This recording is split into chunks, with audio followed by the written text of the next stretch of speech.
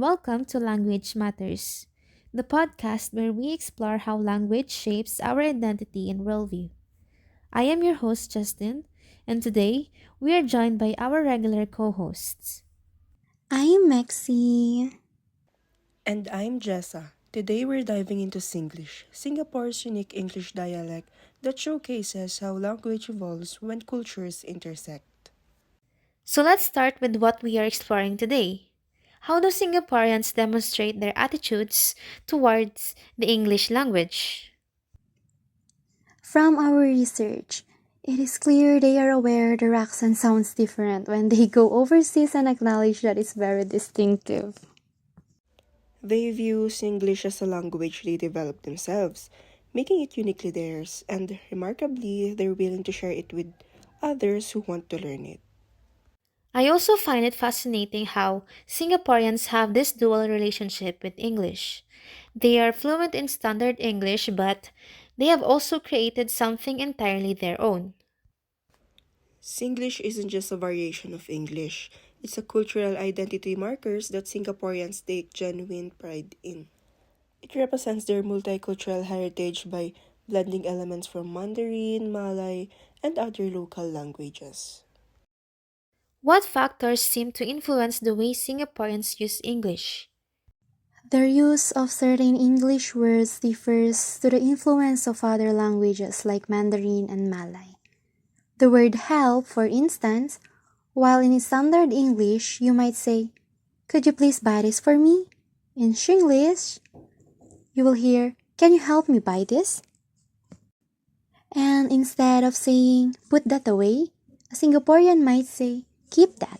They also tend to speak at a faster pace than other English speakers. Hmm, so Singaporeans are completely aware that their accent is distinctive, especially when they travel abroad, and they are proud of it. How do Singaporeans' behavior reflect their comfort level with English? They treat their Singlish accent as very natural despite some variations. One interview mentioned how their Singlish accent occasionally slips out when traveling abroad, like adding lots of phrases. For example, sometimes they say, "Can I order this coffee?" instead of "Can I order this coffee?" And these linguistic markers are deeply ingrained in their speech. What's interesting is how Singaporeans code switch depending on their environment, speaking standard English in professional settings, but slipping comfortably into Singlish with friends and family. They appreciate their accent because it is unique in the world and acknowledge that Shinglish is continuously evolving. Despite sometimes needing to adjust their speech, there's no shame or embarrassment.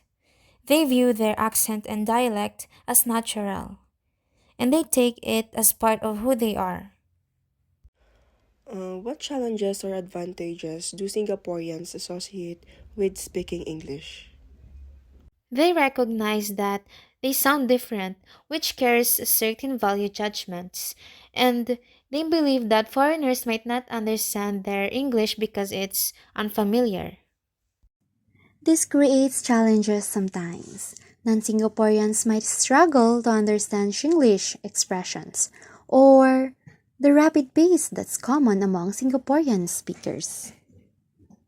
Many Singaporeans consciously adjust their speaking styles in professional settings, speaking more slowly and enunciating more carefully. And because they mix multiple languages, people sometimes mistake certain words like Malay terms for English when they're actually from another language. Language proficiency isn't just about technical correctness, it's about identity and belonging. For Singaporeans, Singlish represents both their national identity and multicultural heritage, and it's constantly evolving too. So how does English proficiency impacts an individual's self-perception and interactions with others? Language clearly shapes how Singaporeans see themselves and connect with others. They take pride in their unique English while adapting it when needed. Their confidence in Shinglish reveals that language is both a cultural identity marker, and a practical tool that sometimes requires adjustment in different settings. This balance between authentic expression and clear communication shows how language proficiency involves more than just correctness. It also includes knowing when and how to adjust to different social contexts. From our research, we can see that Singaporeans treat their language as both a practical tool and a source of cultural pride. What's remarkable about Singlish is how it emerged organically from Singapore's unique history and cultural makeup.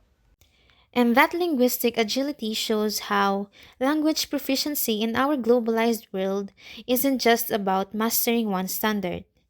It is about navigating between different varieties depending on contexts. Thanks for joining us on Language Matters. I am Mecsy. I am Justine. And I'm Jessa. Until next time, keep exploring the fascinating world of language.